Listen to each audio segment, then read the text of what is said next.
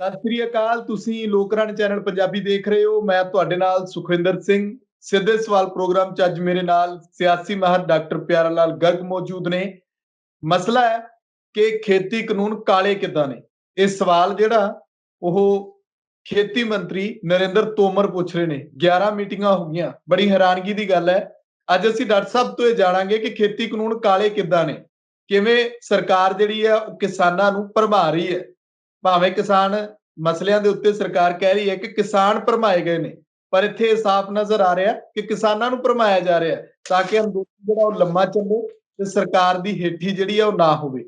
Doctor ਸਾਹਿਬ, ਤੁਹਾਡਾ ਸਵਾਗਤ ਹੈ ਲੋਕਰਾਜ ਚੈਨਲ ਪੰਜਾਬੀ ਤੇ। ਸ਼ੁਕਰੀਆ ਜੀ, ਬਹੁਤ ਬਹੁਤ। ਡਾਕਟਰ ਸਾਹਿਬ, ਥੋੜਾ ਇਸ ਚੀਜ਼ ਨੂੰ ਸਮਝਾਓ ਕਿ ਖੇਤੀ ਕਾਨੂੰਨ ਜਿਹੜੇ ਨੇ ਉਹ ਕਾਲੇ ਕਿੱਦਾਂ ਨੇ। ਸਰਕਾਰ ਦੀ ਭਾਸ਼ਾ ਸਮਝਾਓ, ਜਿਹੜਾ ਸਰਕਾਰ ਨੂੰ ਸਮਝ ਨਹੀਂ ਆ ਰਿਹਾ।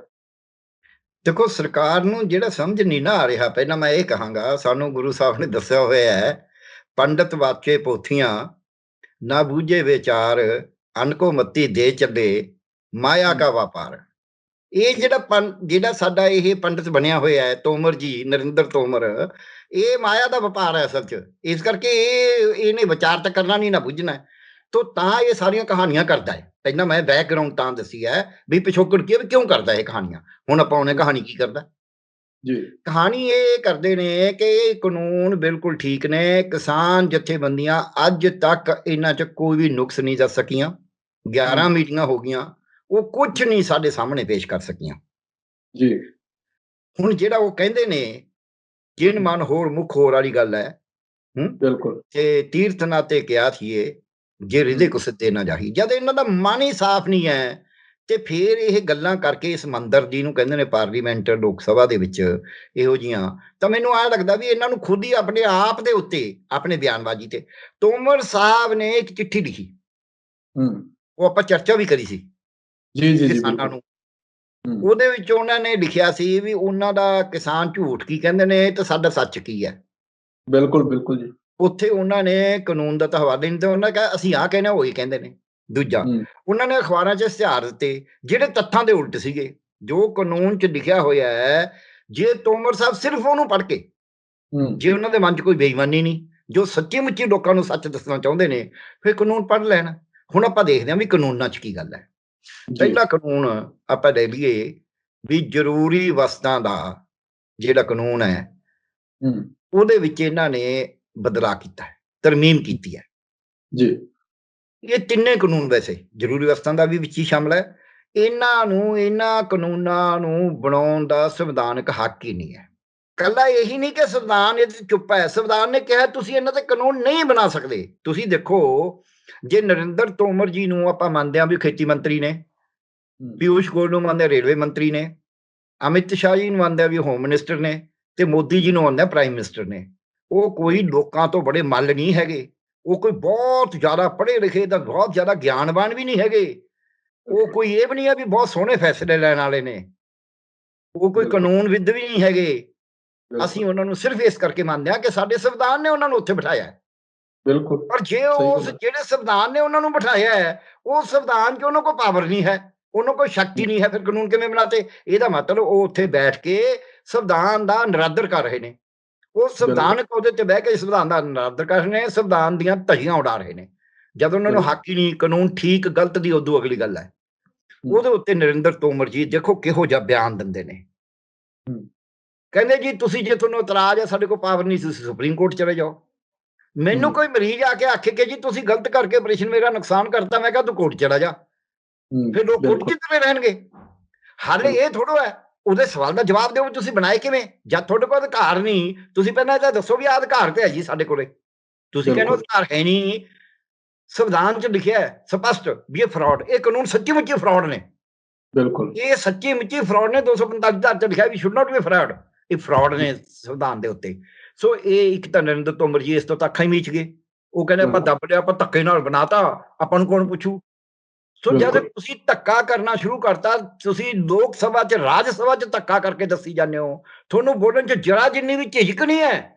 ਸੋ ਮੈਨੂੰ ਐਂ ਲੱਗਦਾ ਹੈ ਵੀ ਉਹ ਜਿਹੜਾ ਹਿਟਲਰ ਦਾ ਗੋਬਲ ਸੀ, ਉਹ ਕਹਿੰਦਾ ਵਾਰੀ ਵਾਰੀ ਬੋਲੀ ਜਾਓ, ਹੋਈ ਲੋਕਾਂ ਨੂੰ ਐਵੇਂ ਲਿਖਿਆ ਹੀ ਪੈ ਜਾਊਗਾ। ਸੋ ਇਹ ਉਹੀ ਕੁਝ ਬੋਲ ਰਹੇ ਨੇ। ਇੱਕ, ਚਲੋ ਇਸ ਤੋਂ ਵੀ ਅੱਗੇ ਜਾਂਦੇ ਆਪਾਂ ਵੀ ਸੰਵਿਧਾਨ 'ਚ ਹੱਕ ਨਹੀਂ ਹੈ, ਫਿਰ ਵੀ ਬਣਾਏ ਨੇ। ਹੁਣ ਆਪਾਂ ਦੇਖਿਆ ਇਹ ਕਾਨੂੰਨ ਕਹਿੰਦੇ ਕੀ ਨੇ। ਇਹਨਾਂ 'ਚ ਜੀ ਨੁਕਸ ਕੀ ਨੇ? ਇਹ ਕਹਿੰਦੇ ਨੇ ਵੀ ਅਸੀਂ ਜ਼ਰੂਰੀ ਵਸਤਾਂ ਦਾ ਜਿਹੜਾ ਕਾਨੂੰਨ ਬਣਾਇਆ ਬਦਲਾਅ ਕੀਤਾ ਉਹਦੇ 'ਚ ਉਹਨਾਂ ਨੇ ਕਹਿਤਾ ਕਿ ਤੁਸੀਂ ਜਿੰਨੀ ਮਰਜ਼ੀ ਜ਼ਖੀਰੇਬਾਜ਼ੀ ਕਰ ਲਓ, ਹੂੰ ਉਹ ਵੀ ਕੱਚੇ ਅਨਾਜ ਦੀ। ਪੱਕੇ ਅਨਾਜ ਤਾਂ ਜੀ ਜਿੰਨੀ ਮਰਜ਼ੀ ਕਰੋ, ਉਹ ਤਾਂ ਲਿਮਿਟ ਹੀ ਖਤਮ ਕਰਤੀ। ਇਹਦੀ ਵੀ ਜੀ ਜਿੰਨੀ ਮਰਜ਼ੀ ਕਰ ਲਓ। ਦੂਜੀ ਗੱਲ ਬਿਲਕੁਲ ਉਹਨੇ ਆਖਿਆ ਅਸੀਂ ਇਹਦਾ ਭਾਅ ਵੀ ਨਹੀਂ ਤੁਹਾਨੂੰ ਵੇਚਣ ਵਾਸਤੇ ਵੀ ਮਜਬੂਰ ਨਹੀਂ ਕਰਾਂਗੇ, ਜ਼ਰੂਰ ਮੰਡੀ 'ਚ ਵੇਚੋ। ਤੁਹਾਨੂੰ ਬਿਲਕੁਲ ਇਹ ਵੀ ਨਹੀਂ ਕਹਾਂਗੇ ਪੂਰੇ ਹਿੰਦੁਸਤਾਨ 'ਚ ਇੱਕੋ ਸਾਰ ਵੇਚੋ ਵੀ ਜਿੱਥੇ ਜ਼ਿਆਦਾ ਆਬਾਦੀ ਉੱਥੇ ਜ਼ਿਆਦਾ ਵੇਚੋ, ਜਿੱਥੇ ਘੱਟ ਆਬਾਦੀ ਉੱਥੇ ਘੱਟ ਵੇਚੋ। ਤੁਹਾਨੂੰ ਇਹ ਵੀ ਨਹੀਂ ਕਹਾਂਗੇ ਵੀ ਭਾਅ ਦਾ ਕੋਈ ਨਿਰੰਤਰ ਕਰੋ ਇਹਦੇ 'ਤੇ। ਭਾਅ ਨਾ ਇੰਨੇ ਕਾਲਾ ਬਾਜ਼ਾਰੀ ਨਾ ਕਰੋ, ਚੋਰ ਬਾਜ਼ਾਰੀ ਨਾ ਕਰੋ, ਜਮਾਖੋਰੀ ਨਾ ਕਰੋ। ਤੁਸੀਂ ਭਾਅ ਨਾ ਵਧਾਓ ਇੱਕ ਦਖਤ, ਲੁੱਟ ਨਾ ਕਰੋ ਲੋਕਾਂ ਦੀ। ਲੋਕਾਂ ਨੂੰ ਬਿਲਕੁਲ ਭੁੱਖੇ ਨਾ ਮਾਰੋ, ਥੁੜ ਪੈਦਾ ਹੂੰ ਕਰਕੇ ਮੰਡੀ 'ਚ ਥੁੜ ਨਾ ਪੈਦਾ ਕਰੋ। ਬਿਲਕੁਲ ਇਹ ਜਿਹੜਾ ਕਾਨੂੰਨ ਹੈ ਉਹਨਾਂ ਨੂੰ ਸਾਰੀਆਂ ਹੀ ਖੁੱਲ੍ਹਾਂ ਦਿੰਦਾ ਹੈ। ਹੁਣ ਹੂੰ ਉਹ ਹੁਕਮਰਾਨ ਜਿਹਨੂੰ ਇਹ ਸੰਵਿਧਾਨ 'ਚ ਅਧਿਕਾਰ ਹੀ ਨਹੀਂ ਮਿਲਿਆ ਕਿਤੇ ਹੂੰ ਕਿ ਉਹ ਲੋਕਾਂ ਨੂੰ ਭੁੱਖੇ ਮਾਰੇ। ਲੋਕਾਂ ਨੂੰ ਭੁੱਖੇ ਮਾਰਨ ਦਾ ਤਾਂ ਅਧਿਕਾਰ ਹੈ ਨਹੀਂ ਸਰਕਾਰ ਨੂੰ। ਆਹ ਬਿਲਕੁਲ ਨੁਕਸ ਕਾਨੂੰਨ 'ਚ ਵੀ ਤੁਸੀਂ ਇੱਕ ਤਾਂ ਸੰਵਿਧਾਨ 'ਚ ਅਧਿਕਾਰ ਨਹੀਂ ਕਿ ਤੁਸੀਂ ਭੁੱਖੇ ਕਿਵੇਂ ਮਾਰ ਸਕਦੇ ਹੋ। ਮੈਂ ਕਹਿੰਦਾ ਸੰਵਿਧਾਨ 'ਚ ਜੋ ਵੀ ਲਿਖਿਆ ਹੋਵੇ, ਚਲੋ ਇਹਨੂੰ ਵੀ ਛੱਡੀਏ ਕਿਉਂਕਿ ਆਪਾਂ ਗੱਲ ਕਰ ਲਈ ਵੀ ਸੰਵਿਧਾਨ 'ਚ ਅਧਿਕਾਰ ਨਹੀਂ। ਪਰ ਜੀ ਜਿਹੜਾ ਲੋਕਾਂ ਨੂੰ ਭੁੱਖੇ ਮਾਰਨਾ, ਥੁੜ ਹੂੰ ਪੈਦਾ ਕਰਨਾ, ਜਿੰਨੀ ਮਰਜ਼ੀ ਜ਼ਖੀਰੇਬਾਜ਼ੀ ਕਰਨਾ, ਇਹ ਕਿਹੜੇ ਤਰਕ ਸੰਗਤ, ਕਿਹੜੇ ਡੈਮੋਕ੍ਰੈਟਿਕ ਜਮਹੂਰੀਅਤ ਦੀ, ਕਿਹੜੇ ਇਨਸਾਨੀਅਤ ਦੀ ਇਹ ਤਕਾਜ਼ਾ ਹੈ ਕਿ ਲੋਕਾਂ ਨੂੰ ਤੁਸੀਂ ਭੁੱਖੇ ਮਾਰ ਦਿਓ, ਅਨਾਜ ਇੱਕ ਜਗ੍ਹਾ ਤੇ ਇਕੱਠਾ ਕਰਕੇ ਰੱਖ ਲੇ ਕੋਈ ਬੰਦਾ। ਇਹ ਤਾਂ ਕੋਈ ਵੀ ਨਹੀਂ ਪਸੰਦ ਕਰੇਗਾ। ਇਹ ਤਾਂ ਕਿਸੇ ਜਮਹੂਰੀਅਤ ਦਾ ਨਿਸ਼ਾਨਾ ਨਹੀਂ ਕਿਉਂਕਿ ਜਮਹੂਰੀਅਤ ਜਿਹੜੀ ਹੈ ਉਹ ਕਿਹਦੀ ਹੈ? ਨੁਕਸ ਕੀ ਹੈ? ਜਮਹੂਰੀਅਤ ਹੈ ਰਿਪਬਲਿਕ। ਰਿਪਬਲਿਕ ਦਾ ਮਤਲਬ ਲੋਕਾਂ ਦਾ ਰਾਜ। ਇਹ ਤਾਂ ਬਿਲਕੁਲ ਪ੍ਰਬੰਧਕ ਨੇ। ਸੋ ਸੋ ਪ੍ਰਬੰਧਕ ਨੂੰ ਇਹੋ ਜਿਹਾ ਕਾਨੂੰਨ ਬਣਾਉਣ ਦਾ ਕੋਈ ਅਧਿਕਾਰ ਨਹੀਂ ਜਿਹੜਾ ਕਾਨੂੰਨ ਲੋਕਾਂ ਨੂੰ ਭੁੱਖੇ ਮਾਰੇ। ਹੁਣ ਉਸ ਬਿਲਕੁਲ ਕਾਨੂੰਨ 'ਚ ਹੋਰ ਕੀ ਕਰਿਆ? ਇਹ ਕਹਿੰਦੇ ਨੁਕਸ ਕੋਈ ਨਹੀਂ। ਉਸ ਕਾਨੂੰਨ ਦੇ ਵਿੱਚ ਜਿੰਨਾ ਮਰਜ਼ੀ ਭਾਅ ਕਰਨ ਦਾ ਇਹ ਕਹਿਤਾ ਵੀ ਜਿਹੜੀਆਂ ਤਾਂ ਸੁੱਕੀਆਂ ਵਸਤਾਂ ਨੇ ਜੀ ਉਹਦਾ ਹਰ ਸਾਲ 1.5 ਗੁਣਾ, ਹਰ ਸਾਲ। ਜੇ ਅੱਜ ਇਹ ਕਣਕ ਤੇ ਉਹਦੇ ਖਰੀਦ ਮੁੱਲ ਕਿਤੇ ਨਹੀਂ ਦੇਖਣਾ, ਵਿਕਾਊ ਮੁੱਲ, ਵੇਚ ਮੁੱਲ। ਮੰਨ ਲਓ ਅੱਜ ਕਣਕ 30 ਰੁਪਏ 25 ਰੁਪਏ ਕਿਲੋ ਵੇਚਦੇ ਨੇ ਇਹ ਮੰਡੀ 'ਚ, ਐਵਰੇਜ ਜੀ ਭਾਅ ਹੈ 20 ਰੁਪਏ ਹੂੰ ਖਰੀਦ ਕੇ। ਅਗਲੇ ਸਾਲ ਉਹ 25 ਵਾਲੀ 37.5 ਵੇਚ ਸਕਦੇ ਨੇ। ਹੂੰ ਉਦੋਂ ਅਗਲੇ ਸਾਲ ਉਹ 37.5 ਵਾਲੀ 53 ਰੁਪਏ ਵੇਚ ਸਕਦੇ ਨੇ। ਬਿਲਕੁਲ ਉਦੋਂ ਅਗਲੇ 54 ਰੁਪਏ, ਉਦੋਂ ਅਗਲੇ ਸਾਲ ਉਹ 81 ਰੁਪਏ ਵੇਚ ਸਕਦੇ ਨੇ, ਉਦੋਂ ਅਗਲੇ ਬਿਲਕੁਲ ਸਾਲ 20 ਰੁਪਏ ਵੇਚ ਸਕਦੇ ਨੇ। 4 ਸਾਲਾਂ ਦੇ ਵਿੱਚ 25 ਰੁਪਏ ਕਿਲੋ ਵਿਕਦੀ ਕਣਕ ਨੂੰ 120 ਰੁਪਏ ਕਿਲੋ ਕਰ ਦੇਣਗੇ, ਸੁੱਕੀ ਸਾਦੀ ਕਣਕ ਨੂੰ, ਜਿਹ 'ਚ ਕੁਛ ਨਹੀਂ ਕਰਿਆ, ਨਾ ਸਫਾਈ ਕਰੀ ਹੈ, ਨਾ ਕੁਛ ਹੋਰ ਕਰਿਆ। ਜਿੱਦਾਂ ਪਈ ਉਦਾਂ ਹੀ ਸੁੱਕਾ ਸੀਧਾ ਚੱਕ ਕੇ ਦੇ ਦੇਣਾ ਹੈ। ਜੇ ਉਹਨੂੰ 4 ਸਾਲਾਂ ਦੇ ਵਿੱਚ ਉਹ 25 ਤੋਂ 125 ਰੁਪਏ ਕਿਲੋ ਕਰ ਸਕਦੇ ਨੇ ਔਰ ਕਿਸਾਨ ਨੂੰ ਉਹੀ 20 ਰੁਪਏ ਦਾ ਮੁੱਲ ਦੇ ਕੇ, ਤੇ ਫਿਰ ਜੇ ਕਾਨੂੰਨ ਵਾਜਬ ਨੇ, ਦੱਸ ਦੇਣ ਵੀ ਕਿਵੇਂ ਵਾਜਬ ਨੇ ਫਿਰ? ਕਿਉਂਕਿ ਸਾਡੇ ਸੰਵਿਧਾਨ ਦਾ ਸਭ ਤੋਂ ਵੱਡਾ ਸਾਡੀ ਆਜ਼ਾਦੀ ਦਾ ਲੜਾਈ ਦਾ ਜਿਹੜਾ ਮੁੱਦਾ ਸੀ, ਉਹ ਇਹ ਸੀ ਅਸੀਂ ਲੋਕਾਂ ਨੂੰ ਬਰਾਬਰਤਾ ਵੱਲ ਲੈ ਕੇ ਜਾਣਾ ਹੈ। ਬਿਲਕੁਲ ਜ਼ਖੀਰੇਬਾਜ਼ੀ ਰੋਕਣੀ ਹੈ। ਸਾਡੇ ਤੇ ਜ਼ਿੰਮੇਵਾਰੀ ਹੈ। ਇਹ ਤਾਂ ਕਹਿੰਦਾ ਕੀ ਗਲਤ ਹੈ? ਮੈਂ ਕਹਿੰਦਾ ਗਲਤ ਹੈ। ਜਦ ਤੁਹਾਨੂੰ ਹੁਕਮ ਹੈ ਸੰਵਿਧਾਨ ਦਾ ਕਿ ਤੁਸੀਂ ਜ਼ਖੀਰੇਬਾਜ਼ੀ ਰੋਕਣੀ ਹੈ, ਜੇ ਬਿਲਕੁਲ ਤੁਸੀਂ ਉਹ ਪਾਲਣ ਨਹੀਂ ਕਰ ਰਹੇ ਫਿਰ ਗਲਤੀ ਹੋਇਆ ਨਾ। ਤੁਸੀਂ ਉਹਦੇ ਉਲਟ ਬਣਾਇਆ ਤਾਂ ਗਲਤ ਹੋਇਆ। ਇਹ ਗਲਤ ਹੈ ਇਹਦੇ 'ਚ। ਹੁਣ ਇਸ ਤੋਂ ਅੱਗੇ ਇਹਨਾਂ ਨੇ ਕਹਿਤਾ ਵੀ ਜਿਹੜੀਆਂ ਜਿੰਨੀਆਂ ਵਸਤਾਂ ਨੇ ਉਹਦਾ ਦੋ ਗੁਣਾ ਭਾਅ ਕਰ ਦਿਓ। ਜੇ 25 ਰੁਪਏ ਦਰਜਨ ਅੱਜ 60 ਰੁਪਏ ਦਰਜਨ ਕੇਲਾ ਵਿਕਦਾ ਮੰਨ ਲਓ, ਉਹ ਅਗਲੇ ਸਾਲ ਨੂੰ 120 ਰੁਪਏ ਵਿਕ ਨਾ 120 ਵਿਕ ਸਕਦਾ ਹੈ। ਉਦੋਂ ਅਗਲੇ ਸਾਲ ਉਹ 240 ਰੁਪਏ ਦਰਜਨ ਹੋ ਸਕਦਾ ਹੈ। ਬਿਲਕੁਲ ਬਿਲਕੁਲ ਸੋ ਇਹ ਜੇ ਤੁਸੀਂ ਇਹ ਅਧਿਕਾਰ ਦੇਈ ਜਾਣਾ ਹੈ, ਜਿਹੜੇ ਬੰਦੇ ਕੋਲ ਪੈਸੇ ਨੂੰ ਤਾਂ ਸਾਰਾ ਕੁਝ ਖਰੀਦ ਕੇ ਲੋਕਾਂ ਨੂੰ ਭੁੱਖੇ ਮਾਰ ਦੇਗਾ। ਇਹ ਮਨੁੱਖੀ ਅਧਿਕਾਰਾਂ ਦੇ ਵੀ ਉਲਟਾ ਹੈ। ਇਹ ਬਰਾਬਰ ਦੇ ਵਪਾਰ ਦੇ ਜਿਹੜੀਆਂ ਟਰਮਸ ਅਸੀਂ ਕਹਿੰਦੇ ਹਾਂ, ਜੀ ਬਰਾਬਰ ਦਾ ਜਿਹੜਾ ਪਾਲਾ ਦੇਣਾ ਹੈ, ਉਹਦੇ ਵੀ ਉਲਟਾ ਹੈ। ਇਹ ਆਮ ਜਨਤਾ ਦੇ ਵੀ ਉਲਟਾ ਹੈ ਤੇ ਫਿਰ ਇਹ 'ਚ ਹੋਰ ਉਲਟ ਹੈ ਕੀ ਨਹੀਂ। ਇਹ ਤਾਂ ਜੀ ਹੋ ਗਿਆ ਇਹਨਾਂ ਦਾ ਇਹ। ਔਰ ਇਹਦੇ 'ਚ ਇੱਕ ਹੋਰ ਵੱਡੀ ਗੱਲ ਹੈ, ਉਹ ਇਹ ਹੈ ਤੋਮਰ ਸਾਹਿਬ ਤਾਂ ਕਹਿੰਦੇ ਨੇ ਨਾ, ਜਿੱਦਾਂ ਮੈਂ ਅੰਬਾਨੀ ਅਡਾਨੀ ਹਾਂ, ਮੈਂ ਸਾਰੀ ਕਣਕ ਜਮ੍ਹਾਂ ਕਰ ਲਈ, ਉਦੋਂ ਮੁੜ ਜੀ ਕੇ ਜਿੱਥੇ ਸੂਬੇ ਦੀ ਸਰਕਾਰ ਨੂੰ ਮੈਂ ਤੋੜਨਾ ਚਾਹੁੰਦਾ ਤੇ ਮੈਂ ਕਹੂੰ ਜੀ ਮੇਰੇ ਕੋਲ ਤਾਂ ਕਣਕ ਹੈ ਨਹੀਂ ਦੇਣ ਨੂੰ, ਮੈਂ ਨਹੀਂ ਦਿੰਦਾ। ਸਰਕਾਰ ਨੇ ਬਿਲਕੁਲ ਆਪਣੀ ਪਾਵਰ ਮੈਨੂੰ ਦੇਤੀ, ਮੈਂ ਦਿੰਦਾ ਨਹੀਂ ਉਹਨਾਂ ਨੂੰ ਕਣਕ। ਉੱਥੇ ਘਾਟ ਪਈ 4 ਦਿਨਾਂ 'ਚ। ਸੋ ਇਹ ਸਰਕਾਰਾਂ ਤੋੜਨ ਦਾ ਕੰਮ ਕਰੂ। ਇਸ ਤੋਂ ਅੱਗੇ ਅੰਬਾਨੀ ਅਡਾਨੀ ਕੋਈ ਦੇਸ਼ ਭਗਤ ਨਹੀਂ ਹੈਗੇ। ਇਹਨਾਂ ਸਾਰੀ ਦੁਨੀਆ 'ਚ ਵਪਾਰ ਚੱਲਦੇ ਨੇ। ਅਡਾਨੀ ਨੇ ਆਸਟ੍ਰੇਲੀਆ 'ਚ ਕੰਪਨੀ ਲਈ ਹੋਈ ਸੀ ਤੇਲ ਦੀ। ਉਹ ਗੱਲ ਵੱਖਰੀ ਹੈ ਵੀ ਆਸਟ੍ਰੇਲੀਆ ਸਰਕਾਰ ਨੂੰ ਫਿਰ ਭੱਜਣਾ ਪਿਆ ਵੀ ਚੰਗਾ ਸੀ ਤੇਲ ਦਾ ਤੁਹਾਨੂੰ ਨਹੀਂ ਦਿੰਦੇ। ਇਹ ਤਾਂ ਠੇਕੇ ਸਾਰੀ ਜਗ੍ਹਾ ਤੇ ਲੈਂਦੇ ਨੇ। ਸੋ ਇਹ ਕੱਲ ਨੂੰ ਕੋਈ ਵੱਡਾ ਮੁਲਕ ਇਹਨਾਂ ਨੂੰ ਥੱਲੇ ਲਾ ਲੇ ਵੀ ਨਹੀਂ ਤਾਂ ਤੁਹਾਨੂੰ ਅਸੀਂ ਚੇਪੀ ਲਾਵਾਂਗੇ ਤੇ ਤੁਸੀਂ ਭਾਰਤ ਨੂੰ ਭੁੱਖਾ ਮਾਰਨਾ ਹੈ। ਇਹ ਮਾਰ ਦੇਣਗੇ। ਇਹ ਮਾਰ ਦੇਣਗੇ ਕਿਉਂਕਿ ਨਾ ਤਾਂ ਇਹਨਾਂ ਨੇ ਆਜ਼ਾਦੀ ਲਈ ਹੈ ਤਾਂ ਵਪਾਰੀ ਨੇ। ਜਿਹੜਾ ਮੈਂ ਆਖੇ ਹੈ ਅਨਕੋਮਤੀ ਦੇ ਚੱਲੇ ਮਾਇਆ ਕਾ ਵਪਾਰ, ਇਹ ਮਾਇਆ ਦੇ ਵਪਾਰੀ ਨੇ। ਸੋ ਮਾਇਆ ਦੇ ਵਪਾਰੀ ਨੇ, ਇਹਨਾਂ ਨੂੰ ਕੀ ਫਰਕ ਪੈਂਦਾ? ਇਹ ਮਾਰ ਦੇਣਗੇ। ਸੋ ਦੇਸ਼ ਦੀ ਪ੍ਰਭੂ ਸੱਤਾ ਨੂੰ ਵੀ ਖਤਰਾ ਪੈਂਦਾ। ਇਹ ਨੁਕਸ ਹੈ। ਇਹ ਨੁਕਸ ਹੈ ਜਿਹੜਾ ਤੋਮਰ ਸਾਹਿਬ ਡਿਸਕਸ ਕਰਨ। ਹੁਣ ਮੈਂ ਦੂਜੇ ਕਾਨੂੰਨ ਤੇ ਆਉਣਾ। ਦੂਜਾ ਕਾਨੂੰਨ ਇਹ ਕਹਿੰਦੇ ਨੇ ਵੀ ਠੇਕਾ ਖੇਤੀ ਹੈ ਜੀ। ਠੇਕਾ ਕਰ ਲਓ ਤੁਸੀਂ, ਜੋ ਮਰਜ਼ੀ ਵੇਚੀ ਜਾਓ, ਤੁਹਾਡੀ ਮਰਜ਼ੀ ਹੈ। ਇਹਦੇ ਉੱਤੇ ਤੋਮਰ ਸਾਹਿਬ ਜਿਹੜੀਆਂ ਗਲਤ ਬਿਆਨੀਆਂ ਕਰਦੇ ਨੇ, ਪਹਿਲਾਂ ਤਾਂ ਉਹ ਦੇਖ ਲਈਏ। ਤੋਮਰ ਸਾਹਿਬ ਆਪਦਾ ਬਿਆਨ ਆਪੇ ਕੱਢ ਕੇ ਪੜ੍ਹ ਲੈਣ, ਸਾਨੂੰ ਦੱਸਣ ਦੀ ਲੋੜ ਨਹੀਂ ਹੈ। ਆਪੇ ਪੜ੍ਹ ਕੇ ਆਪੇ ਜਾਂ ਤਾਂ ਸ਼ਰਮਸ਼ਾਰ ਹੋ ਜਾਣ ਵੀ ਯਾਰ ਉਦੋਂ ਤਾਂ ਮੈਂ ਆਹ ਕਿਹਾ ਸੀ, ਲਿਖਿਆ ਤਾਂ ਉਲਟਾ ਹੈ। ਤੋਮਰ ਸਾਹਿਬ ਨੇ ਬਿਆਨ ਦਿੱਤਾ ਸੀ ਲੋਕਾਂ ਨੂੰ ਭੜਕਾਉਣ ਵਾਸਤੇ, ਲੋਕਾਂ ਨੂੰ ਗੁੰਮਰਾਹ ਕਰਨ ਵਾਸਤੇ, ਕਿ ਕਿਸਾਨ ਤਾਂ ਕਹਿੰਦੇ ਨੇ ਸ਼ਰਤਾਂ ਸਾਡੇ ਤੇ ਨੇ, ਬਲਕਿ ਉਲਟੀ ਗੱਲ ਹੈ, ਜਿਹੜਾ ਠੇਕੇਦਾਰ ਹੈ ਸ਼ਰਤਾਂ ਉਹਦੇ ਤੇ ਨੇ, ਉਹਦਾ ਇਤਰਾਜ਼ ਹੈ ਵੀ ਮੇਰੇ ਤੇ ਸ਼ਰਤਾਂ ਲਾਤੀਆਂ। ਠੀਕ ਹੋ ਗਿਆ। ਹੁਣ ਕਾਨੂੰਨ ਪੜ੍ਹ ਲੈਣ, ਇਹ ਤਾਂ ਬਿਆਨ ਹੈ ਨਾ ਉਹਨਾਂ ਦਾ, ਕਾਨੂੰਨ ਪੜ੍ਹ ਲੈਣ। ਕਾਨੂੰਨ 'ਚ ਲਿਖਿਆ ਵੀ ਆਹ ਸ਼ਰਤ ਪੂਰੀ ਕਰੇਗਾ ਕਿਸਾਨ, ਉਹ ਪ੍ਰੋਡਿਊਸ ਉਹਨੂੰ ਕਹਿੰਦੇ ਨੇ। ਐਗਰੀਕਲਚਰ ਪ੍ਰੋਡਿਊਸ ਜਿਹੜਾ ਹੈ ਉਹਦੇ ਵਾਸਤੇ ਪ੍ਰੋਡਿਊਸਰ ਕੌਣ ਹੈ? ਕਿਸਾਨ ਸ਼ਰਤਾਂ ਪੂਰੀਆਂ ਕਰੇਗਾ, ਇਹਦੀ ਕੁਆਲਿਟੀ ਠੀਕ ਹੋਵੇ, ਇਹਦੇ 'ਚ ਕੀਟਨਾਸ਼ਕ ਠੀਕ ਹੋਣ, ਇਹ 'ਚ ਕੈਮੀਕਲ ਨਾ ਹੋਣ, ਇਹ ਬਾਇਓ ਫਰੈਂਡਲੀ ਹੋਵੇ, ਇਹ ਈਕੋ ਫਰੈਂਡਲੀ ਹੋਵੇ, ਇਹਦੇ ਵਿੱਚ ਦਾਣਾ ਮਾਜੂ ਨਾ ਹੋਵੇ, ਇਹਦਾ ਰੰਗ ਠੀਕ ਹੋਵੇ। ਇਹ ਸਾਰੀਆਂ ਸ਼ਰਤਾਂ ਕਿਸਾਨ ਤੇ ਨੇ। ਜਿਹੜੀਆਂ ਸੇਵਾਵਾਂ ਦੇਣੀਆਂ ਨੇ ਉਸ ਠੇਕੇਦਾਰ ਨੇ ਕਿਸਾਨ ਨੂੰ, ਬੀਜ ਦੇਣੇ ਨੇ, ਖਾਦ ਦੇਣੀ ਹੈ, ਕੋਈ ਸੰਦ ਦੇਣੇ ਨੇ, ਕੋਈ ਸਲਾਹ ਦੇਣੀ ਹੈ, ਉਹਦੇ ਉੱਤੇ ਕੋਈ ਸ਼ਰਤ ਨਹੀਂ ਕਿ ਜੇ ਉਹਨੇ ਮਾੜਾ ਦੇਤਾ ਉਹਨੂੰ ਕੀ ਕਹਿਣਾ ਹੈ। ਬਿਲਕੁਲ ਹੈਗਾ ਨਾ ਫਰਕ। ਇਹ ਦੱਸ ਨਾ, ਨੁਕਸ ਦੱਸ ਕਿਸਾਨਾਂ ਨੇ ਦੱਸਿਆ। ਇਹ ਪਰ ਤੋਮਰ ਸਾਹਿਬ ਨੂੰ ਤਾਂ ਇਹ ਕਿਉਂਕਿ ਦੇਖਣਾ ਨਹੀਂ ਨਾ, ਜਦ ਆਪਾਂ ਅੱਖਾਂ ਮੀਚਣੀਆਂ ਹੋਣ ਫਿਰ ਤਾਂ ਕੁਝ ਵੀ ਕਹਿ ਸਕਦੇ ਹਾਂ। ਉਹ ਕਹਿੰਦੇ ਇਹ ਦੱਸ ਦਿਓ ਕਿ ਕਿਸਾਨ ਦੀ ਜ਼ਮੀਨ ਜਾ ਕਿੱਥੇ ਰਹੀ ਹੈ, ਇਹ ਵੀ ਥੋੜਾ ਜਿਹਾ ਸਮਝਾਓ। ਇਹ ਵੀ ਦੱਸਣਾ। ਚਲੋ ਜੇ ਉਹ ਜ਼ਮੀਨ ਤੇ ਆਉਂਦੇ ਨੇ, ਹਾਲਾਂਕਿ ਇਹ ਗੱਲ ਜ਼ਮੀਨ ਦੀ ਉਦੋਂ ਅਗਲੀ ਹੈ।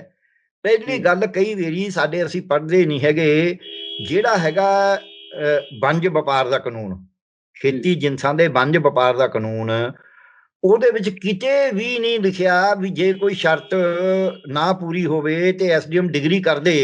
ਉਹ ਡਿਗਰੀ ਲਿਖਿਆ ਰੈਵਨਿਊ ਜੋ ਹੈ ਦੇ ਮੁਤਾਬਕ ਉਹ ਪੂਰੀ ਕਰੀ ਜਾਏਗੀ। ਡਿਗਰੀ ਜਰਾਏ ਕਰੀ, ਉਹਨੂੰ ਜਰਾਏ ਕਰਾਉਣਾ ਕਹਿੰਦੇ ਨੇ। ਉਹ ਡਿਗਰੀ ਜਰਾਏ ਕਰਾਈ ਜਾਏਗੀ ਰੈਵਨਿਊ ਦੇ ਰੂਲਾਂ ਦਾ। ਮਤਲਬ ਰੈਵਨਿਊ ਦੇ ਰੂਲਾਂ ਜ਼ਮੀਨ ਦਾ ਵਿਕਣੀ ਆ, ਰੈਵਨਿਊ ਰਿਕਵਰੀ ਦੇ। ਉਹਦੇ 'ਚ ਕਿਤੇ ਵੀ ਨਹੀਂ ਲਿਖਿਆ ਕਿ ਉਹਦੀ ਜ਼ਮੀਨ ਕੁਰਕ ਨਹੀਂ ਹੋ ਸਕਦੀ। ਇਹ ਤਾਂ ਕਹਿੰਦੇ ਨੇ ਨਾ, ਹੁਣ ਜਦ ਜ਼ਮੀਨ, ਇਹ ਕਹਿੰਦੇ ਨੇ ਵੀ ਜ਼ਮੀਨ ਕਿਵੇਂ ਜਾਊਗੀ, ਜ਼ਮੀਨ ਐ ਜਾਊਗੀ ਕਿ ਉਹਨੇ ਵਪਾਰ ਦੇ ਵਿੱਚ ਖੁੱਲੀ ਮੰਡੀ ਹੋ ਗਈ। ਮੈਂ ਛੋਟਾ ਕਿਸਾਨ ਆ, ਤੁਸੀਂ ਅੰਬਾਨੀ ਅਡਾਨੀ ਹੋ, ਮੇਰੀ ਮੰਡੀ 'ਚ ਤੁਸੀਂ ਕਣਕ ਖਰੀਦਣ ਆ ਗਏ, ਤੁਸੀਂ ਕਹਿੰਦੇ ਇਹਦਾ ਤਾਂ ਬਦਰੰਗ ਹੈ ਬਈ, ਇਹ ਤਾਂ ਦਾਣੇ ਮਾਜੂ ਨੇ, ਇਹ 'ਚ ਮੰਮਣੀ ਬਹੁਤ ਜ਼ਿਆਦਾ, ਇਹ 'ਚ ਮਿੱਟੀ ਹੈ, ਤੁਸੀਂ ਮੇਰੀ ਕਣਕ ਖਰੀਦਦੇ ਨਹੀਂ, ਮੈਂ ਤੁਹਾਨੂੰ ਹਾੜੇ ਕੱਢਦਾ ਵੀ ਹੋਰ ਘੱਟ ਭਾਅ ਤੇ ਲੈ ਲਓ ਜੀ। ਹੋਰ ਤੁਸੀਂ ਕਹਿੰਦੇ ਮੈਂ ਤਾਂ ਲੈਂਦਾ ਹੀ ਨਹੀਂ, ਮੈਂ ਤੁਹਾਤੋਂ ਹੀ ਕਰਜ਼ਾ ਲਿਆ ਹੋਇਆ ਜੀ, ਤੇ ਤੁਸੀਂ ਮੇਰੀ ਜ਼ਮੀਨ, ਤੁਸੀਂ ਕਰਜ਼ੇ ਦੀ ਰਿਕਵਰੀ ਪਾਓਗੇ ਮੇਰੇ ਤੇ, ਮੈਨੂੰ ਪੈਸਾ ਮਿਲ ਨਹੀਂ ਰਿਹਾ। ਜਦ ਤੁਸੀਂ ਮੇਰੇ ਤੇ ਕਰਜ਼ੇ ਦੀ ਰਿਕਵਰੀ ਪਾਓਗੇ ਤੇ SDM ਡਿਗਰੀ ਕਰ ਦੂਗਾ ਕਿ ਜੀ ਇਹ ਤਾਂ ਦੇਣੀ ਪਊਗੀ ਤੁਹਾਨੂੰ। ਉਹਦੇ 'ਚ ਰੈਵਨਿਊ ਮੁਤਾਬਕ ਡਿਗਰੀ ਜਰਾਏ ਹੋਣੀ ਹੈ, ਤੇ ਕਾਨੂੰਨ 'ਚ ਕਿਤੇ ਨਹੀਂ ਲਿਖਿਆ ਮੇਰੀ ਜ਼ਮੀਨ ਕੁਰਕ ਨਹੀਂ ਹੋ ਸਕਦੀ। ਫਿਰ ਜ਼ਮੀਨ ਕੁਰਕ ਹੋਊਗੀ। ਆਹ ਬੈਂਕਾਂ ਵਾਲੇ ਜਾਂਦੇ ਨਹੀਂ, ਬੈਂਕਾਂ ਵਾਲੇ ਰੋਜ਼ ਕੁਰਕੀਆਂ ਕਰਾਉਂਦੇ ਨੇ। ਹੁਣ ਜਿਹੜਾ ਦੂਜਾ ਕਾਨੂੰਨ ਹੈ, ਜਿਹੜਾ ਰੋਜ਼ ਬੜਾ ਉੱਚੀ ਬੋਲਦੇ ਨੇ, ਔਰ ਇਸ ਕਾਨੂੰਨ 'ਚ ਇਹ ਵੀ ਲਿਖਿਆ ਹੈ, ਠੇਕਾ ਖੇਤੀ ਵਾਲਾ ਕਾਨੂੰਨ ਦੀ ਗੱਲ ਕਰਦਾ ਮੈਂ। ਠੇਕਾ ਖੇਤੀ ਕਾਨੂੰਨ 'ਚ ਕੀ ਲਿਖਿਆ?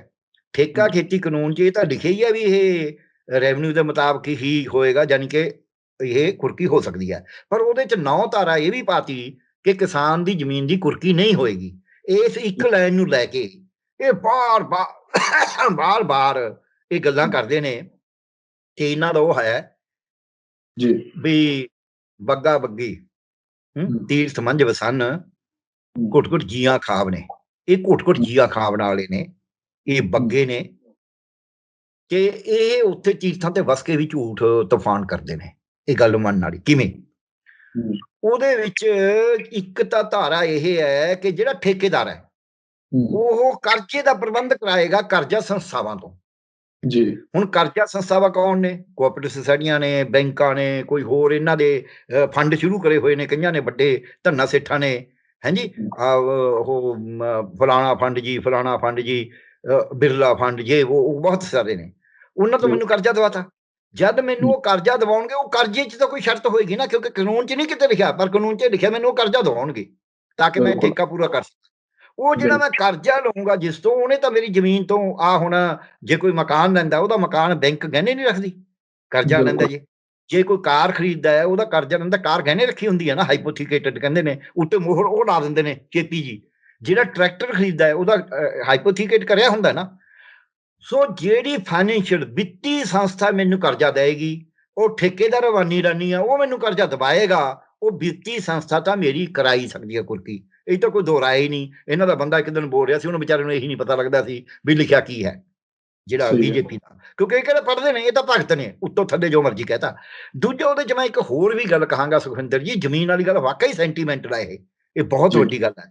ਦੂਜੀ ਗੱਲ ਇਹ ਹੈ ਕਿ ਤੁਸੀਂ ਜਦ ਉੱਤੇ ਤਾਂ ਲਿਖਤਾ ਵੀ ਕੁਰਕੀ ਹੋ ਸਕਦੀ ਹੈ, ਥੱਲੇ ਲਿਖਤਾ ਕੁਰਕੀ ਹੋਣੀ ਨਹੀਂ, ਠੀਕ ਹੋ ਗਿਆ।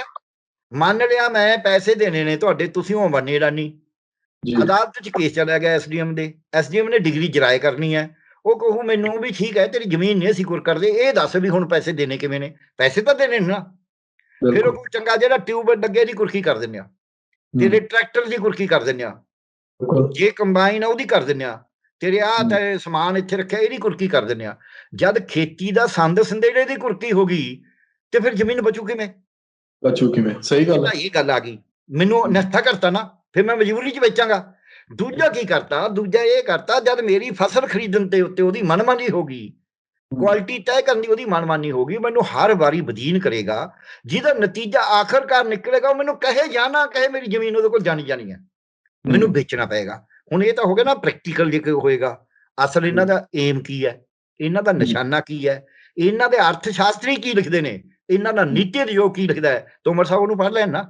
ਨੀਤੀ ਉਦਯੋਗ ਇਹ ਕਹਿੰਦਾ ਹੈ ਵੀ ਅਸੀਂ ਖੇਤੀ 'ਚੋਂ ਬੰਦੇ ਕੱਢ ਕੇ ਸ਼ਹਿਰਾਂ 'ਚ ਲੈ ਕੇ ਜਾਣੇ ਨੇ, ਜਿਹੜੇ ਖੇਤੀ ਤੇ ਜ਼ਮੀਨ ਤੇ ਦਿਹਾੜੀ ਕਰਦੇ, ਚਾਹੇ ਕੋਈ ਉੱਥੇ ਦਲਿਤ ਹੈ, ਚਾਹੇ ਕੋਈ ਕਿਸਾਨ ਹੈ, ਜ਼ਮੀਨ ਓਨਰ ਹੈ। ਅੱਜ ਘੱਟੋ ਘੱਟ ਉਹ ਬਹੁਤ ਮੰਦੀ ਹਾਲਤ 'ਚ ਨਹੀਂ ਰਿਹਾ ਉੱਥੇ ਸਾਫ਼ ਸਫਾਈ ਦੇ ਹਿਸਾਬ ਨਾਲ। ਬਸਤੀਆਂ ਦਾ ਤਾਂ ਆਪਾਂ ਨੂੰ ਪਤਾ ਹੀ, ਸ਼ਹਿਰਾਂ ਦੀਆਂ ਗੰਦੀਆਂ ਕਿੰਨੀਆਂ ਨੇ। ਸੋ ਮੈਨੂੰ ਉਹ ਕਿਸਾਨੀ ਤੋਂ ਜਾਂ ਮਜ਼ਦੂਰੀ ਤੋਂ ਕੱਢ ਕੇ, ਜਿਹੜਾ ਮੈਂ ਆਪ ਖੁਦ ਮਾਲਕਾਂ, ਮਜ਼ਦੂਰੀ ਦਾ ਵੀ ਮੈਂ ਮਾਲਕਾਂ, ਮੈਨੂੰ ਇੱਕ ਸ਼ਹਿਰ ਦੀ ਗੰਦੀ ਬਸਤੀ 'ਚ, ਬੰਬਈ 'ਚ, ਨਾਲੇ 'ਚ, ਗੰਦੇ ਨਾਲੇ 'ਚ ਵਸਣ ਵਾਸਤੇ ਮਜਬੂਰ ਕਰਨਗੇ, ਕਿਉਂਕਿ ਮੈਨੂੰ ਜਗ੍ਹਾ ਰਹਿੰਦੀ ਤਾਂ ਹੈ ਨਹੀਂ ਕਿਤੇ, ਇੰਨਾ ਮਹਿੰਗਾ ਮੈਂ ਕਿਰਾਇਆ ਦੇ ਨਹੀਂ ਸਕਦਾ, ਤੇ ਉਸ ਨਾਲੇ 'ਚ ਬੈਠਾ ਮੈਂ ਗੰਦਾ ਪਾਣੀ ਪੀਆਂਗਾ। ਮੈਨੂੰ ਜਿਹੜੀ ਮਾੜੀ ਮੋਟੀ ਮੇਰੀ ਜੀਵਨ ਇੱਥੇ ਹੈਗਾ ਹੈ ਉਹਨੂੰ ਖਤਮ ਕਰਨਾ, ਤੇ ਮੈਨੂੰ ਉੱਥੇ ਕਿਸੇ ਦੇ ਦਿਹਾੜੀਦਾਰ, ਕਿਸੇ ਦੇ ਪਲੰਬਰ, ਕਿਸੇ ਦੇ ਨਾਲੀ ਸਾਫ਼ ਕਰਨ ਵਾਲਾ ਉਹ ਬਣਾਉਣਾ ਚਾਹੁੰਦੇ ਨੇ, ਕਿਉਂਕਿ ਇਹਨਾਂ ਨੂੰ ਉੱਥੇ ਲੋੜ ਆ ਉਹਨਾਂ ਦੀ। ਇਸੇ ਕਰਕੇ ਅਸੀਂ ਮੈਗਾ ਸਿਟੀ ਵਿਛਾਵਾਂਗੇ। ਇਹ ਆਪਦੀ ਜਦ ਪਾਲਿਸੀ ਨੂੰ ਤੋੜ ਕੇ ਦੇਖਦੇ ਨਾ ਇੱਕ ਇੱਕ ਚੀਜ਼ ਨੂੰ, ਉਹ ਉਹੀ ਜੀ ਗੱਲ ਹੈ ਵੀ ਮਰੀਜ਼ ਮਰ ਗਿਆ, ਉਹਦਾ ਕਹੀ ਜਾਓ ਦੇਖੋ ਜੀ ਇਹਦੀਆਂ ਅੱਖਾਂ ਤਾਂ ਠੀਕ ਨੇ ਨਾ, ਅੱਖਾਂ ਕੀ ਕਰਨੀਆਂ ਨੇ ਜੇ ਮਰੀਜ਼ ਹੀ ਮਰ ਗਿਆ। ਸੋ ਇਹ ਜਦ ਇਹਨਾਂ ਦਾ ਨੀਤੀ ਉਦਯੋਗ, ਇਹਨਾਂ ਦਾ ਆਰਥਿਕ ਸਰਵੇਖਣ, ਇਹਨਾਂ ਦੇ ਅਰਥ ਸ਼ਾਸਤਰੀਆਂ ਦੇ ਵਿਚਾਰ, ਇਹ ਸਾਰਾ ਕੁਝ ਹੀ ਪੜ੍ਹ ਕੇ ਦੇਖ ਲਓ। ਬਜਟ ਦੇ ਵਿੱਚ ਇਹਨਾਂ ਨੇ ਕੀ ਲਿਖਿਆ, ਮੈਂ ਤੁਹਾਨੂੰ ਤਾਂ ਦੱਸਦਾ, ਦੋ ਤਿੰਨ ਗੱਲਾਂ ਬੜੀਆਂ ਸਪਸ਼ਟ ਹੋ ਜਾਂਦੀਆਂ ਨੇ ਵੀ ਇਹਨਾਂ ਦਾ ਨੀਤੀ ਕੀ ਹੈ। ਇਹਨਾਂ ਨੇ ਬਜਟ ਦੇ ਵਿੱਚ ਇਹ ਲਿਖਿਆ ਹੈ ਵੀ ਅਸੀਂ ਕਾਰਾਂ ਦੀ ਉਮਰ 20 ਸਾਲ ਕਰਤੀ, ਕੱਲ ਨੂੰ ਟਰੈਕਟਰਾਂ ਦੀ ਵੀ ਇਹੀ ਕਰਨਗੇ ਨਾ। ਜਿਵੇਂ ਇਹਦੇ 'ਚ ਇੱਕ ਕਾਨੂੰਨ ਸੀ ਨਾ ਪਰਾਲੀ ਵਾਲਾ, ਉਹ ਕਾਨੂੰਨ ਕਿਵੇਂ ਬਣਦੇ ਨੇ, ਕਹਿੰਦੇ ਅਸੀਂ 20 ਸਾਲ ਤਾਂ ਕਰੀਏ ਵੀ ਕਾਰਾਂ ਜ਼ਿਆਦਾ ਵਿਕਣ। ਇਹ ਵਿੱਚ ਹੀ ਲਿਖਿਆ, ਜਿਹੜਾ ਬਜਟ ਸੀਤਾਰਮਨ ਜੀ ਨੇ ਇਸ ਵਾਰੀ ਪੇਸ਼ ਕਰਿਆ ਹੈ ਉਹਦੇ ਵਿੱਚ ਲਿਖਿਆ ਸੀ ਕਾਰਾਂ ਦੀ ਉਮਰ 20 ਸਾਲ ਤਾਂ ਕਰੀਏ, ਇੱਕ ਲਾਈਨ ਨਾਲ ਲਿਖਤੀ ਵੀ ਪੋਲਿਊਸ਼ਨ ਵੀ ਘਟੇਗਾ। ਅਸਲ 'ਚ ਪੋਲਿਊਸ਼ਨ ਘਟਾਉਣ ਕੋਈ ਏਮ ਨਹੀਂ, ਏਮ ਇਹ ਹੈ ਵੀ ਕਾਰਾਂ ਜ਼ਿਆਦਾ ਵਿਕਣ, 20 ਸਾਲ ਬਾਅਦ ਕਦੋਂ ਹੋਰ ਕਰ ਲਓ, ਇਹ ਤਾਂ ਚੱਲਦੀ ਨਹੀਂ। ਸੋ ਇਹ ਜਦ ਸਾਰਾ ਕੁਝ ਜਿਹੜੀਆਂ ਇਹਨਾਂ ਦਾ ਟੋਟਲ ਇਕਨੋਮਿਕ ਪੈਕੇਜ ਹੈ, ਟੋਟਲ ਵਿਕਾਸ ਦਾ ਜਿਹੜਾ ਇਹਨਾਂ ਦਾ ਮਸੌਦਾ ਹੈ, ਉਹ ਟੋਟਲ ਵਿਕਾਸ ਦਾ ਮਸੌਦਾ ਇਹਨਾਂ ਕਾਨੂੰਨਾਂ ਦੇ ਵਿੱਚੋਂ ਅਜੇ ਇਹਨਾਂ ਨੇ ਇਹ ਨਹੀਂ ਦੱਸਿਆ ਵੀ ਦੇਸ਼ ਦੀ ਅਦਾਲਤ ਜਾਣ ਤੋਂ ਤੁਸੀਂ ਰੋਕ ਨਹੀਂ ਸਕਦੇ, ਤੁਸੀਂ ਇੱਕ ਤਰਫਾ ਕਾਰਵਾਈ ਨਹੀਂ ਕਰ ਸਕਦੇ। ਇਹਦੇ ਵਿੱਚ ਲਿਖੇ ਪਏ ਨੇ ਸਾਰੀਆਂ ਗੱਲਾਂ, ਇਹ ਜੋ ਕੁਝ ਲਿਖਿਆ ਉਹ ਵੱਖਰਾ ਹੈ, ਉਹ ਤੇ ਆਪਾਂ ਡਿਟੇਲ ਜਾ ਨਹੀਂ ਰਹੇ ਕਿਉਂਕਿ ਕਈ ਵਾਰ ਕਰ ਚੁੱਕੇ ਹਾਂ। ਪਰ ਜ਼ਮੀਨ ਖੁੱਸ ਜਾਣੀ ਹੈ, ਇਹ ਪੱਕੀ ਗੱਲ ਹੈ। ਕਿਸਾਨਾਂ ਨੇ ਪੜ੍ਹਿਆ ਹੋਇਆ ਹੈ, ਤੋਮਰ ਸਾਹਿਬ ਨੇ ਤਾਂ ਅੱਖਾਂ ਮੀਚਣੀਆਂ ਨੇ। ਉਹ ਤਾਂ ਜੇ ਹੁਣ ਜਾਣ ਬੁੱਝ ਕੇ ਕੋਈ ਬੰਦਾ ਮਤਲਬ ਗੂੰਗਾ ਬੋਲਾ ਬਣ ਜੇ, ਉਹਨੂੰ ਤਾਂ ਆਪਾਂ ਕੁਛ ਨਹੀਂ ਕਹਿ ਸਕਦੇ ਨਾ, ਬਹਾਨੇਬਾਜ਼ੀ ਕਰੇ। ਸੋ ਤੋਮਰ ਸਾਹਿਬ ਨੇ ਗਲਤ ਬਿਆਨੀ ਕਰੀ ਹੈ। ਮੈਂ ਤਾਂ ਕਹਾਂਗਾ ਵੀ ਪਿਛਲੇ ਸਮੇਂ ਦੇ ਵਿੱਚ ਕਿਸਾਨ ਅੰਦੋਲਨ ਨਾਲ ਜੁੜੀਆਂ ਹੋਈਆਂ 3 ਘਟਨਾਵਾਂ ਦੇ ਉੱਤੇ ਇਹਨਾਂ ਦੇ ਉੱਤੇ ਕੇਸ ਦਰਜ ਹੋਣੇ ਚਾਹੀਦੇ ਨੇ। ਪਹਿਲੀ ਘਟਨਾ ਇਹ ਕਿ ਲਾਲ ਕਿਲੇ ਦੀ ਰਾਖੀ ਕਰਨਾ ਗ੍ਰਹਿ ਮੰਤਰਾਲੇ ਦਾ ਕੰਮ ਸੀ, ਉਹਦੇ 'ਚ ਫੇਲ ਹੋਏ ਨੇ। ਬਲਕਿ ਕਈ ਤਾਂ ਕਹਿੰਦੇ ਨੇ ਉਹ षडयंत्र ਰਚਿਆ। षडयंत्र ਰਚਿਆ ਜਾਂ ਨਹੀਂ ਰਚਿਆ, ਜਾਣ ਬੁੱਝ ਕੇ ਕਰਾਇਆ ਜਾਂ ਨਹੀਂ ਕਰਾਇਆ, ਪਰ ਉਹ 'ਚ ਫੇਲ ਤਾਂ ਹੋਈ ਨੇ। ਆਪ ਹੀ ਕਹਿ ਰਹੇ ਨੇ ਵੀ ਤਿਰੰਗੇ ਦੀ, ਹਾਲਾਂਕਿ ਤਿਰੰਗੇ ਦੀ ਕੋਈ ਬਦਨਾਮੀ ਨਹੀਂ ਹੋਈ, ਬਦਨਾਮੀ ਹੋਈ ਆ। ਲੁਧਿਆਣੇ 'ਚ ਕੱਲ੍ਹ ਇਹਨਾਂ ਦੇ ਬੜੇ, ਜਿਹਨਾਂ ਨੂੰ ਪਤਾ ਕੁਛ ਨਹੀਂ, ਉਹ ਝੰਡਾ ਚੱਕ ਕੇ ਤੁਰ ਪੈਂਦੇ ਨੇ, ਜਿਹਨਾਂ ਕਦੇ ਫਿਰ ਇਹਨਾਂ 'ਤੇ ਕੇਸ ਰਜਿਸਟਰ ਹੋਣਾ ਚਾਹੀਦਾ ਹੈ ਵੀ ਇਹ ਦੇਸ਼ ਦੇ ਜਿਹੜੇ ਗ੍ਰਹਿ ਮੰਤਰੀ ਨੇ ਜਾਂ ਹੋਰ ਨੇ, ਇਹ ਆਪਣੇ ਕੰਮ 'ਚ ਨਾਕਾਮ ਜਾਏ। ਇੱਦਾਂ ਹੀ ਤੋਮਰ ਸਾਹਿਬ ਦਾ ਕੰਮ ਸੀ ਵੀ ਕਿਸਾਨੀ ਨੂੰ ਰਾਹਤ ਦੇਣਾ, ਕਿਸਾਨੀ ਦੇ ਖੇਤੀ ਨੂੰ ਠੀਕ ਕਰਨਾ, ਖੇਤੀਬਾੜੀ ਮੰਤਰੀ ਨੇ ਉਹ। ਇਹਨਾਂ 'ਤੇ ਵੀ ਕੇਸ ਰਜਿਸਟਰ ਹੋਣਾ ਚਾਹੀਦਾ ਵੀ ਇਹ ਜੇ ਬਿੱਲ ਬਣਾ ਕੇ, ਇੱਕ ਤਾਂ ਪਾਵਰ ਨਹੀਂ ਹੈ, ਦੂਜੀ ਗੱਲ ਬਿੱਲ ਗਲਤ ਬਣਾਏ ਨੇ, ਤੀਜੀ ਗੱਲ ਗਲਤ ਬਿਆਨੀ ਕਰਦੇ ਨੇ ਲੋਕ ਸਭਾ 'ਚ ਖੜ ਕੇ, ਤੇ ਬਾਹਰ ਵੀ ਪਬਲਿਕ 'ਚ ਵੀ। ਲੋਕ ਸਭਾ ਵਾਲੇ ਦੇ ਉੱਤੇ ਤਾਂ ਇਹਨਾਂ 'ਤੇ ਕੇਸ ਨਹੀਂ ਰਜਿਸਟਰ ਹੋ ਸਕਦਾ, ਲੋਕ ਸਭਾ 'ਚ ਕੋਈ ਵੀ ਕੁਛ ਬੋਲ ਸਕਦਾ ਹੈ, ਪਰ ਜਿਹੜਾ ਪਬਲਿਕ 'ਚ ਖੜ ਕੇ ਬੋਲਦੇ ਨੇ ਉਹਦੇ ਤਾਂ ਕੇਸ ਰਜਿਸਟਰ ਹੋ ਹੀ ਸਕਦਾ ਨਾ। ਜਿਹੜੇ ਇਹਨਾਂ ਨੇ ਇਸ਼ਤਿਹਾਰ ਦਿੱਤੇ ਗਲਤ ਵੀ, ਇੰਨਾ ਸਰਕਾਰ ਦਾ ਪੈਸਾ, ਇਹਨਾਂ 'ਤੇ ਵੀ ਕੇਸ ਰਜਿਸਟਰ ਹੋਣਾ ਚਾਹੀਦਾ ਵੀ ਭਾਈ ਤੁਸੀਂ ਇੰਨਾ ਲੋਕਾਂ ਨੂੰ ਗੁੰਮਰਾਹ ਕਰ ਰਹੇ ਹੋ, ਇੰਨੇ ਝੂਠ ਬੋਲ ਰਹੇ ਹੋ। ਸੋ ਇਸ ਕਰਕੇ ਇਹ ਜਿਹੜੇ ਜੋ ਕੁਛ ਵੀ ਕਰ ਰਹੇ ਨੇ, ਇਹ ਸਾਨੂੰ ਸਾਰਾ ਸਪਸ਼ਟ ਹੋ ਗਿਆ ਹੈ ਕਿ ਲੋਕਾਂ ਨੂੰ ਇਹ ਕਹਿਣਾ ਕਿ ਬਿਨਾਂ ਕਿਸਾਨਾਂ ਨੇ ਤਾਂ ਜੇ ਇਹਨਾਂ ਨੂੰ ਪੁੱਛੇ ਇੱਕ ਸਵਾਲ ਹੋਰ ਹੈ ਆਪਣਾ ਸੁਖਵਿੰਦਰ ਜੀ ਜੀ ਜੀ ਵੀ ਫਿਰ 11 ਮੀਟਿੰਗਾਂ 'ਚ ਤੁਸੀਂ ਕੀ ਕਰਦੇ ਸੀ? ਫਿਰ ਭੱਠ ਚੁੱਕਦੇ ਸੀ? ਸਹੀ ਗੱਲ ਹੈ ਇਹ ਤੁਸੀਂ ਕਹਿੰਦੇ ਤਾਂ ਹੈ ਹੀ ਕੁਛ ਨਹੀਂ ਸੀ, ਫਿਰ ਤੁਸੀਂ ਬਾਰ-ਬਾਰ ਬੁਲਾਉਂਦੇ ਕਿਉਂ ਸੀ? ਅਗਲੀ ਗੱਲ, ਇੱਕ ਮੀਟਿੰਗ ਇਹਨਾਂ ਦੀ 9 ਤਰੀਕ ਨੂੰ ਸੀ, 8 ਤਰੀਕ ਨੂੰ ਤੁਸੀਂ ਕਿਉਂ ਬਣਾਇਆ ਜਦ ਹੈ ਹੀ ਕੁਛ ਨਹੀਂ ਸੀ? ਜਦ ਪਹਿਲੀਆਂ ਮੀਟਿੰਗਾਂ 'ਚ ਕਿਸਾਨ ਤੁਹਾਨੂੰ ਕੁਛ ਨਹੀਂ ਦੱਸ ਸਕੇ, ਫਿਰ ਤੁਸੀਂ 8 ਨੂੰ ਅਮਿਤ ਸ਼ਾਹ ਜੀ ਨੇ ਜਿੱਦੇ ਬੰਦ ਹੋਇਆ ਸੀ ਸਾਰੇ ਮੁਲਕ ਦਾ, ਉਹਦੇ ਫਿਰ ਫਟਾਫਟ ਮੀਟਿੰਗ ਬੁਲਾਈ ਕਿਉਂ? ਤੇ ਅਮਿਤ ਸ਼ਾਹ ਜੀ ਵੇਟ ਕਿਉਂ ਕਰਦੇ ਰਹੇ ਅੱਧਾ ਘੰਟਾ ਜਦ ਤੱਕ ਗੁਰਦੂ ਸਿੰਘ ਪਹੁੰਚ ਨਹੀਂ ਸਕੇ? ਫਿਰ ਕਿਉਂ ਵੇਟ ਕਰਦੇ ਰਹੇ? ਇਹ ਤੋਮਰ ਸਾਹਿਬ ਦੇਣ ਜਵਾਬ, ਜਵਾਬ ਦੇਣ ਨਾ। ਫਿਰ ਇਹਨਾਂ ਨੇ ਜਾਰੀ ਕਰਿਆ ਵੀ ਅਸੀਂ ਅਮੈਂਡਮੈਂਟ ਕਰਨ ਨੂੰ ਤਿਆਰ ਹਾਂ। ਜੇ ਉਹਦੇ 'ਚ ਗਲਤੀ ਕੁਛ ਨਹੀਂ ਹੈ, ਫਿਰ ਅਮੈਂਡਮੈਂਟ ਕਾਹਦੀ? ਫਿਰ ਅਮੈਂਡਮੈਂਟ ਦੀ ਲੋੜ ਨਹੀਂ ਹੋਣੀ ਚਾਹੀਦੀ। ਸੋ ਇਸ ਕਰਕੇ ਇਹ ਅੱਖਾਂ ਮੀਚ ਕੇ ਕਰ ਰਹੇ ਨੇ ਇਹਨਾਂ ਬਿੱਲਾਂ ਦੇ ਵਿੱਚੋਂ। ਆਖਰੀ ਸਵਾਲ ਦਾ ਜਵਾਬ ਦਿਓ ਕਿ ਸਰਕਾਰ ਨੂੰ ਜਦੋਂ ਪਤਾ ਹੈ ਇਸ ਸਭ ਦੇ ਵਿੱਚ ਕਿ ਇਹ ਕੁਝ ਕਿਤੇ ਨਾ ਕਿਤੇ ਕਾਲਾ ਮਾਲਾ ਹੈ, ਉਹ ਸਾਹਮਣੇ ਆ ਕੇ ਸ਼ੋਅ ਨਹੀਂ ਕਰ ਰਹੇ, ਪਰ ਉਹ ਕਿਹੜੀ ਤਾਕਤ ਹੈ ਜਿਸ ਦੇ ਕਰਕੇ ਇਹ ਫਿਰ ਵੀ ਖੇਤੀ ਕਾਨੂੰਨਾਂ ਦੀ ਹਮਾਇਤ ਕਰ ਰਹੇ ਨੇ, ਖੇਤੀ ਕਾਨੂੰਨਾਂ ਨੂੰ ਰੱਦ ਕਰਨ ਲਈ ਤਿਆਰ ਨਹੀਂ, ਤੇ ਇਹਨਾਂ ਨੂੰ ਲੋਕਾਂ ਦੀ, ਆਵਾਮ ਦੀ ਤਾਕਤ ਦਾ ਡਰ ਨਹੀਂ ਹੈਗਾ? ਬਹੁਤ ਸੋਹਣਾ ਸਵਾਲ ਹੈ ਸੁਖਵਿੰਦਰ ਜੀ, ਸੱਚੀ ਮੁੱਚੀ ਇਹ ਸਵਾਲ ਹੋਣਾ ਚਾਹੀਦਾ ਸੀ। ਇਹ ਦੋ ਗੱਲਾਂ ਨੇ। ਇੱਕ ਗੱਲ ਇਹ ਹੈ ਕਿ ਇਹ ਜਿਹੜੇ ਹੈਗੇ ਨੇ ਸ਼ਾਦੀ ਭਰਦੇ ਨੇ ਅੰਬਾਨੀਆਂ ਅਡਾਨੀਆਂ ਦੀ, ਵਰਲਡ ਕਾਰਪੋਰੇਟ ਦੀ। ਵਰਲਡ ਕਾਰਪੋਰੇਟ ਨੇ ਦਵੀ ਜਵਾਨ ਨਾਲ ਕਹਿ ਵੀ ਦਿੱਤਾ, IMF ਨੇ ਕਹਿਤਾ, ਵਰਲਡ ਬੈਂਕ ਨੇ ਕਹਿਤਾ, ਹੁਣ ਅਮਰੀਕਾ ਨੇ ਵੀ ਕਹਿਤਾ ਵੀ ਕਾਨੂੰਨ ਤਾਂ ਠੀਕ ਨੇ, ਖੇਤੀ 'ਚ ਪ੍ਰਾਈਵੇਟਾਈਜੇਸ਼ਨ, ਨਿੱਜੀ ਨਿਵੇਸ਼ ਦਾ ਚਾਹੀਦਾ ਹੀ ਹੈ। ਔਰ ਇਹਨਾਂ ਨੇ ਹੁਣ ਆਹ ਦੇਖ ਲਓ, ਤੁਹਾਨੂੰ ਪਤਾ ਹੈ GIC ਦੇ ਵਿੱਚ, ਇੰਸ਼ੋਰੈਂਸ ਦੇ ਵਿੱਚ 49% ਤੋਂ 74% ਕਰਤਾ ਨਿੱਜੀ ਨਿਵੇਸ਼, ਸਭ ਕੁਝ ਵੇਚ 1.75 ਲੱਖ ਕਰੋੜ ਦਾ ਜਾਇਦਾਦ ਵੇਚ ਕੇ ਗੁਜ਼ਾਰਾ ਕਰਨਾ ਇਹਨਾਂ ਨੇ। ਜਿਹੜਾ ਬੰਦਾ ਜਾਇਦਾਦ ਵੇਚਣ ਲੱਗ ਜੇ ਆਪਾਂ ਨੂੰ ਪਤਾ ਹੈ ਵੀ ਉਹ ਕਿੰਨਾ ਕੁ ਲਾਇਕ ਹੁੰਦਾ ਹੈ। ਠੀਕ ਹੈ। ਸੋ ਇੱਕ ਤਾਂ ਇਹ ਇਸ ਕਰਕੇ ਕਿ ਇਹ ਅੰਬਾਨੀਆਂ ਅਡਾਨੀਆਂ ਨੂੰ, ਵਰਲਡ ਕਾਰਪੋਰੇਟ ਨੂੰ ਖੁਸ਼ ਕਰਕੇ ਰਾਜ ਕਰਨਾ ਚਾਹੁੰਦੇ ਨੇ, ਕਿਉਂਕਿ ਇਹਨਾਂ ਨੂੰ ਪਤਾ ਵੀ ਉਹ ਤਾਂ ਇਹਨਾਂ ਦਾ ਫਟਾਫਟ ਵਿਗਾੜ ਦੇਣਗੇ। ਉਹ ਤਾਂ ਇੱਕ ਅੱਜ ਫੈਸਲਾ ਕਰ ਲਏ ਵਰਲਡ ਕਾਰਪੋਰੇਟ, ਮੋਦੀ 2 ਦਿਨ 'ਚ ਇਹਦਾ ਹੀਜ ਪਿਆਜ ਖੁੱਲ ਜੂ ਲੋਕਾਂ 'ਚ। ਕਿਸਾਨੀ ਨੇ ਤਾਂ ਇੰਨਾ ਅੰਦੋਲਨ ਕਰਿਆ, ਸੋ ਇਸ ਕਰਕੇ ਉਹਨਾਂ ਨੂੰ ਖੁਸ਼ ਕਰਕੇ ਰੱਖਣਾ ਚਾਹੁੰਦੇ ਵੀ ਸਾਡਾ ਹੀਜ ਪਿਆਜ ਨਾ ਖੁੱਲ ਜੇ। ਦੂਜੇ ਪਾਸੇ ਵੈਸੇ ਤਾਂ ਦੂਜੇ ਪਾਸੇ ਇਹਨਾਂ ਨੂੰ ਹੁਣ ਲੋਕਾਂ ਦਾ ਤਾਂ ਕੋਈ ਡਰ ਹੈ ਨਹੀਂ, ਕਿਉਂਕਿ ਅੱਜ ਲੋਕ ਸਭਾ ਦੇ ਵਿੱਚ ਇੱਕ ਟਿੱਪਣੀ ਦਿੱਤੀ ਹੈ, ਔਰ ਉਹ ਤਾਂ ਰਿਕਾਰਡ ਹੈ। ਉਹਨੇ ਕਿਹਾ ਹੈ ਵੀ ਜਦ ਇਹਨਾਂ ਨੂੰ ਪੁੱਛਿਆ ਵੀ ਯੂਪੀ 'ਚ ਤੁਸੀਂ ਇੰਨਾ ਰਿਸਕ ਕਿਉਂ ਲੈਂਦੇ ਹੋ, ਉਹ ਕਹਿੰਦੇ ਸਾਡੇ ਕੋਲ EVM ਹੈਗੀ ਹੈ। ਇਹ ਹੁਣ ਇਹ ਪ੍ਰੋਸੀਡਿੰਗ 'ਚ ਪਾਰਟ ਹੈ। ਇਹਦਾ ਮਤਲਬ EVM ਤੇ ਫਿਰ ਇਹਨਾਂ ਨੂੰ ਖੋਜ ਨਹੀਂ ਕਰਾਉਣੀ ਚਾਹੀਦੀ, ਇਹ ਇਨਵੈਸਟੀਗੇਟ ਕਿਉਂ ਨਹੀਂ ਕਰਾਉਂਦੇ? ਹੁਣ ਇਹ ਲੋਕਾਂ ਤੋਂ ਕਿਉਂ ਨਹੀਂ ਕਰਦੇ? ਇਹਨਾਂ ਨੂੰ ਅਜੇ ਵੀ ਇਹ ਹੰਕਾਰ ਹੈ, ਇਹ ਭੁਲੇਖਾ ਵੀ ਹੈ।